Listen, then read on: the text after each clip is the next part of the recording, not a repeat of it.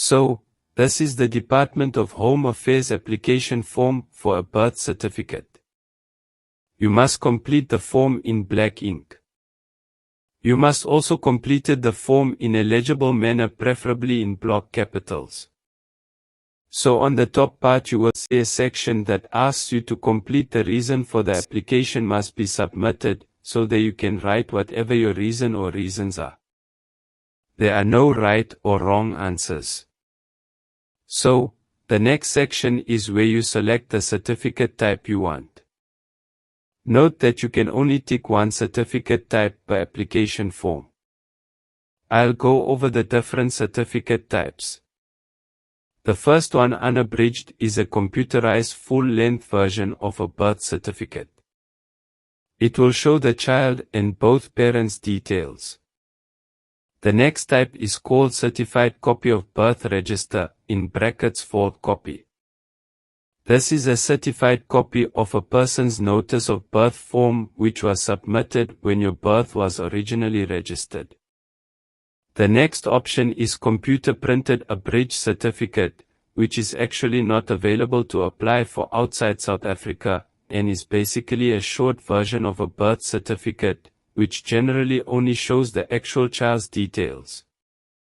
The fourth and last certificate type is handwritten abridged certificate, which has been discontinued a long time ago.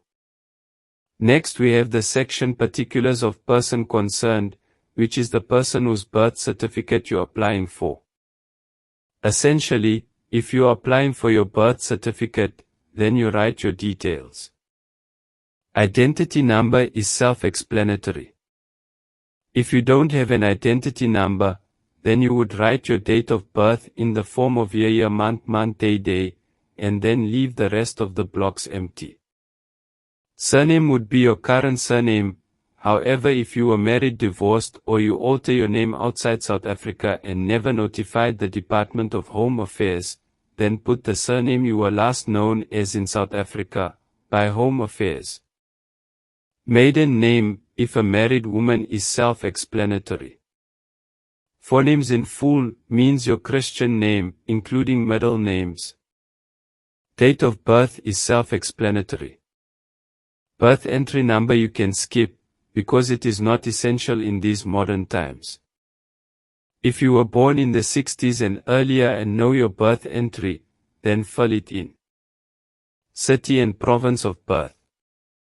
That's also self-explanatory. Particulars of father also self-explanatory.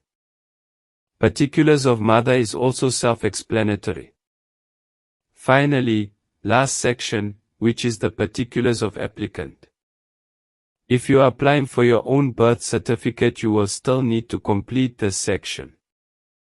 It is very important that you do not leave the section blank. Your postal address is the address where you're currently living.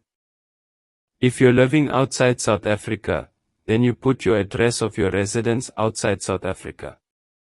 If the postal code blocks are too short, you can go over it, it doesn't matter. You then put your signature and then you date the form, with the date you completed the whole form. Thank you for viewing this tutorial. I hope it will assist you in submitting your application to your nearest embassy or High Commission.